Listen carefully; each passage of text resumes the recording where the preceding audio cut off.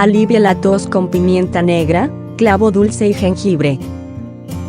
Si los síntomas no ceden luego de unos días de tomar la preparación, consulta a tu médico, pues podría tratarse de algo más complicado que requiere de un tratamiento especial.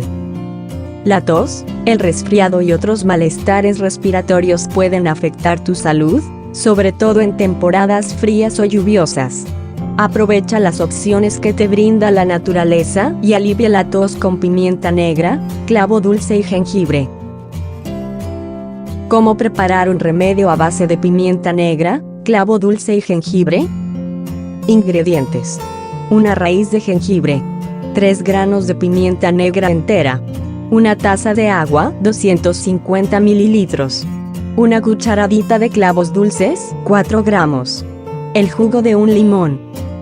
Preparación: en primer lugar, en un procesador de alimentos tritura o muele muy bien los granos de pimienta. Luego, en una olla, hierve el clavo dulce y el jengibre con el equivalente a una taza de agua. Déjalo al fuego por unos minutos. A continuación, agrega la pimienta negra a la mezcla. Apaga el fuego y, por último, agrégale el jugo de un limón.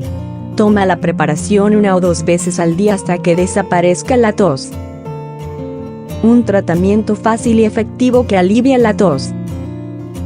Con este remedio te olvidarás de la tos en pocos días. Además de aprovechar las propiedades de la pimienta negra, el clavo dulce y el jengibre, el limón te proporcionará un gran aporte de vitamina C.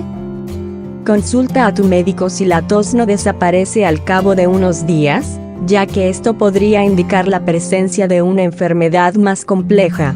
También será necesario descartar si el origen del malestar es alérgico o si se trata de tos crónica.